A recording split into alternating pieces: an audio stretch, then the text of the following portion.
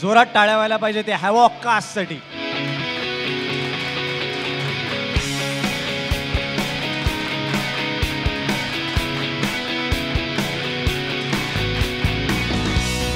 या सगळ्या कास्ट मेंबर्सची एक एक करून ओळख करून देतो.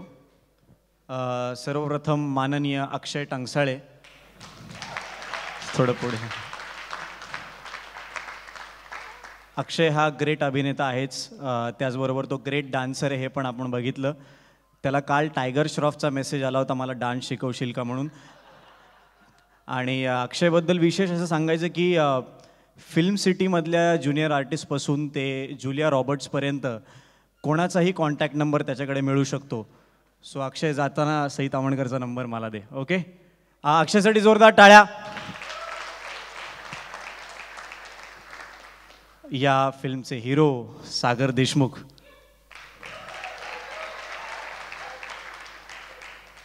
हे पुण्यातल्या लॉ कॉलेजचे ऋषी कपूर म्हणून प्रसिद्ध आहेत.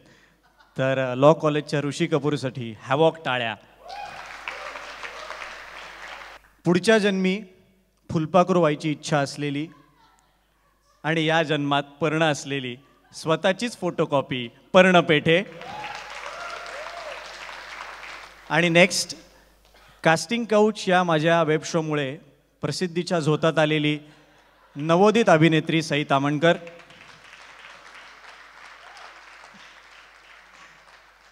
हे सगळं लिहिलंय स्क्रिप्टमध्ये, मी काहीच स्वतःचं बोलत नाही.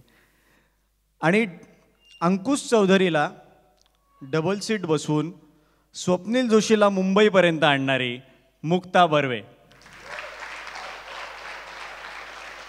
सगळ्यात थोडासा असा एक वेगळा असा प्रश्न मला विचारायचा आहे, जो इथे मीडियामधलं कोणीच तुम्हाला विचारणार नाही, की तुमची फिल्म रिलीज होतीये तर कसं वाटतंय? द्या सागरला, द्या माईक. कसं वाटतंय? पहिलीच फिल्म आहे माझी मराठी, त्यामुळे सगळ्यांचं जे कॉमन उत्तर असतं तेच खूप भारी वाटतंय आणि खूपच भारी वाटतंय. आणि तू वर्जिन आहेस का? नाही, अजिबात नाही. Let me get this straight. सागऱ्या, मला असं कळलंय की मराठीत अनेक ॲक्टर्स पर डे चार्ज करतात, पण तू असं स्टेटमेंट दिलंस की या फिल्मनंतर तू पर पंच पैसे घेणार आहेस, तर ते खरं आहे का? हो हो, 850 आत्ता ठरवलंय. 850, चांगला रेट आहे, चांगला रेट. ज्यांचा सध्या 750 रेट आहे असे माननीय अक्षय टंगसाळे यांना 1 मिनिट. हॅलो. हॅलो अक्षय. अरे कसा आहे सामय्या? तू कसा आहेस? मी मस्त आहे. अक्षय, ॲक्च्युली नाही, मला हे अत्यंत सिरियसली विचारायचं आहे. अक्षय आमच्या सगळ्यांचा खूप चांगला मित्र आहे. आम्हाला माहिती आहे की अक्षय फक्त गणपतीतच नाचतो, पण इथे तो इतका प्रोफेशनली एवढा अप्रतिम त्याने डान्स केलाय. तर तू खरंच सांग सगळ्यांना, तू काय तयारी केलीस का काय? मध्ये कॉफी प्यायलास का काय प्यायलास, काय शॉट लावलेस ते सगळं सांग. ह्याच्या मागे मुंबईमधले 3 कोरिओग्राफर आहेत जे गणेश आचार्यांचे असोसिएट आहेत. राहुल ठोंबरे सर, संजीव सर आणि देव सर, या तिघांनी मला शिकवलं आणि कॉन्फिडन्स दिला की तू नाचू शकतोयस. म्हणून मग 4 दिवस प्रॅक्टिस केली आणि नाचलो. सुपर अक्षय, आम्हाला तुझा खूप अभिमान आहे. थँक्यू अमय. पर्ण, तुला एक थोडा अवघड प्रश्न विचारणार आहे, कारण तू पुण्यातली आहेस आणि फर्ग्युसन कॉलेजची विद्यार्थिनी आहेस. म्हणून इथे आत्ता असलेल्यांपैकी सगळ्यात जास्त वायझेड कोण वाटतं तुला? जितू. का? कारण काय, तो खूप गोष्टी करतो आणि जी गोष्ट करतो ती त्याची वायझेडच असते. म्हणजे तो जे वाचतो, लिहितो, काम करतो, त्यात खूप वेगळेपणा असतो आणि तो मला खऱ्या अर्थाने वायझेड वाटतं. म्हणजे मी आणि जितू हे तुझ्या आयुष्यातले 2 स्पेशल लोक. करेक्ट. आपण 2 स्पेशल जितू, बाकी काय. मुक्ता, तुला या सायकलमध्ये असं सगळ्यात शेवटी का बसवलंय? म्हणजे असं सगळ्यात शेवटी का रिव्हील केली गेलीस तू? बॅलन्स राहावा म्हणून. पुढे सागर आहे, त्या वजनाचं मागे कोणतरी हवं होतं.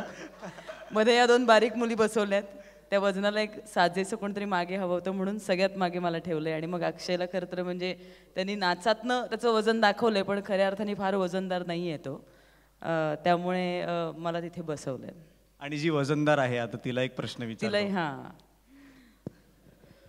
Not again. नाही नाही नाही, आज काय काऊचच नाही, आज मला ना एकदम साधंच बोलावं लागेल.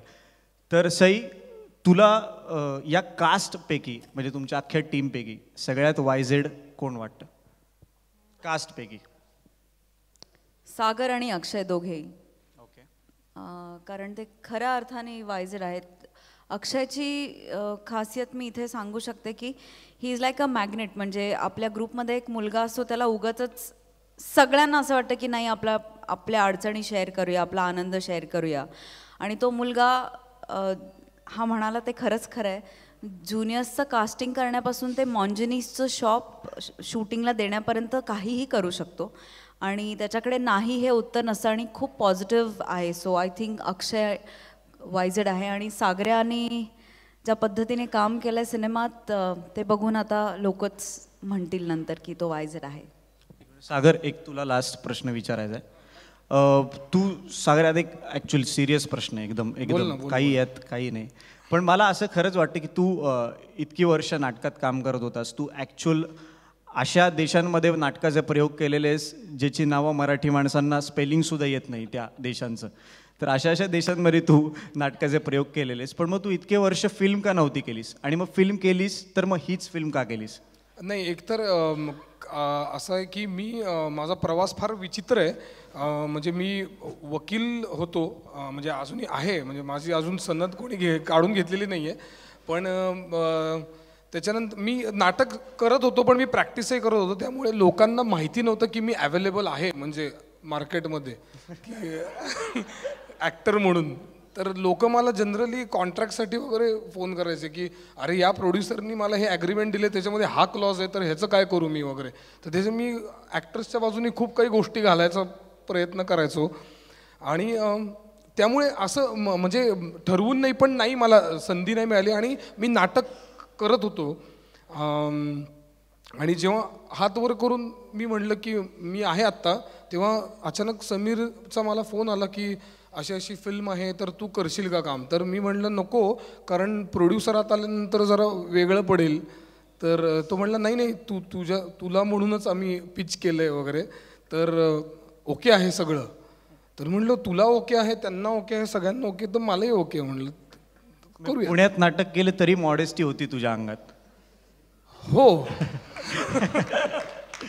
Thank you guys, thank you so much. या हॅवॉक फिल्मचा आम्ही सगळेच वाट बघतोय.